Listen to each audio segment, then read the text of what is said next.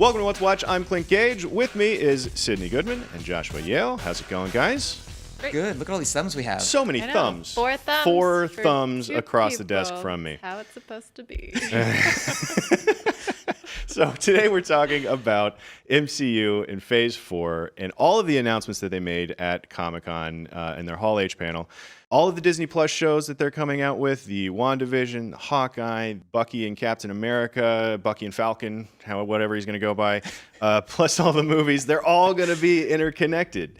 So Phase 4 is all going to work together from the TV shows to the movies.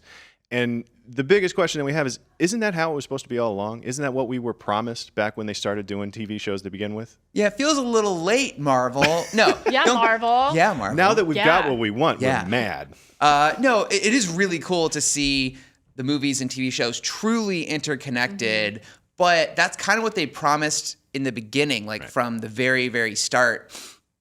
And so that's why we call it the MCUs, the Marvel Cinematic Universe, versus just saying the Marvel movies, right? Because the shows and the movies were supposed to occupy the same world, and technically they do, but it's often always been a one-way street, and that's where the rub is right there. Heavy on the air quotes on technically they do. If anyone's doing listening this to audio only, they're missing so much, so many air hand quotes. movements. But yeah, that's the thing. From the beginning, I feel like they tried really hard. They had, Samuel L. Jackson as Nick Fury show up in Agents of S.H.I.E.L.D. twice. They had that crossover. It felt like they were the same in the same world. But then as the show went on, Agents of S.H.I.E.L.D., they started doing that less and less and less. So they felt less connected. But then you had the Marvel Netflix shows, Daredevil, Jessica Jones, Luke Cage, Iron Fist, Punisher, The Defenders. So those constantly referenced what was going on in the movies. They'd constantly talk about, Captain America, I think Hulk, every scene the Battle of New York. had a framed newspaper of the Battle of New York in the background somewhere. Every time It's a connected universe. Yes, but the movies never ever acknowledged those shows. I think the closest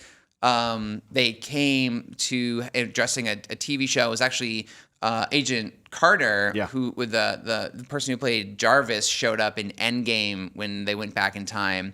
And Tony bumped into his dad, and so he was there at the car. But yeah. So I know as a fan, I always dreamed of seeing Daredevil meeting the Avengers, right, and Jessica Jones, and I thought they'd all show up in that big, massive army shot in Endgame, and then we'd finally get the Defenders meeting the Avengers, right? Because this is an all hands on deck situation. At the very least, right? I was kind of expecting to see them get dusted or something, or I was hoping to see, but nothing.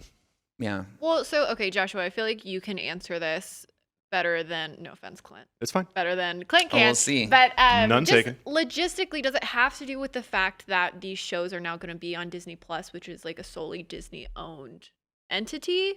Or is it bigger than that? 100%. Yeah, it's not that it's a Disney-owned entity. It's that it's a Marvel Studios-run production. These shows are being supervised, being show ran by Kevin Feige, who, of course, does all the Marvel movies. And there's two entities at Marvel. There's Marvel Studios, does all the movies, then the Marvel Television, which is under Jeff Loeb and does all of the TV shows. And they're just kind of two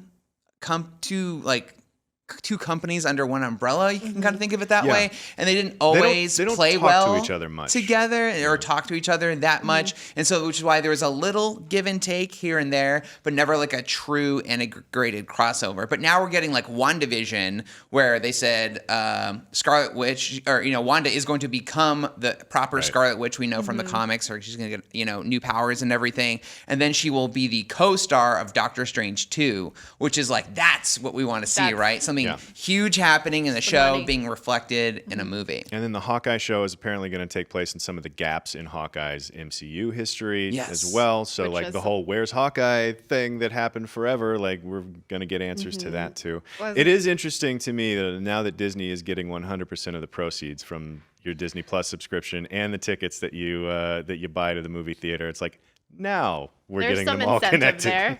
There's definitely some incentive. Well, and as somebody who I am not as well versed in the comics, and so I truly was where is Hawkeye? What is happening? So it'll be nice to have those questions finally answered. All right, well, that is what we think of Marvel's Phase 4 interconnectedness. For more MCU stuff, check out our 10 favorite moments from Avengers Endgame, as well as our coverage of MCU's Hall H panel from Comic-Con. And as always, subscribe to IGN wherever you like to watch. See you next time.